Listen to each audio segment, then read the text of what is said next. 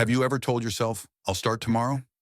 I used to say it every single day until tomorrow became months and months became years. I was a master procrastinator, not lazy, but trapped in a cycle of hesitation, perfectionism, and fear. This is the story of how procrastination nearly destroyed my dreams and how I learned to fight back. When I was younger, I had big dreams.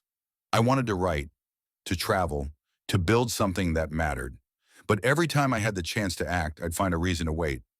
I'll do it when I have more time. I'll start when I feel ready. I'll begin after this one last show. Days turned into years and opportunities slipped through my fingers. I was busy, but never productive. My calendar was full, yet my progress was empty.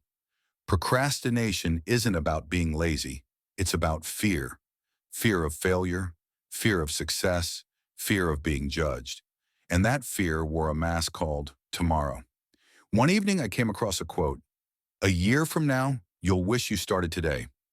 That line hit me like a thunderbolt. I looked around, my unfinished projects, my unread books, my wasted potential. I realized I was living in a constant negotiation with my own future.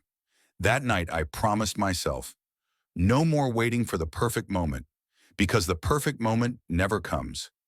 You make it perfect by starting. Breaking free wasn't easy. I had to unlearn years of bad habits. Here's what helped me. The 5-minute rule. If a task takes less than 5 minutes, I do it immediately. Micro commitments. Instead of writing a whole book, I write one paragraph. Kill the motivation myth. Action doesn't follow motivation. Motivation follows action. Accountability partner. I told a pessimistic friend my goals. His criticism became my fuel. Every little victory deserved recognition, so I celebrated small wins.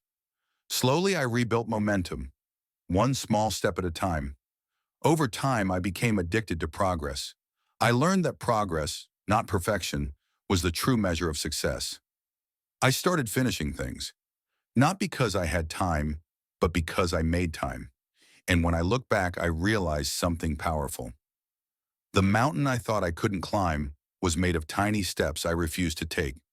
If you're listening right now and thinking, I'll start tomorrow, don't. Tomorrow is a myth, a comfort zone disguised as a plan.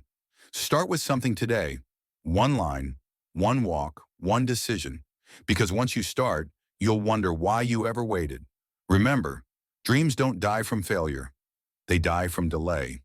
If this story hit home, share it with someone who needs that push. Subscribe for more stories that inspire action, not just reflection. Because every time you delay, your dreams wait too. Start now, your future self is watching.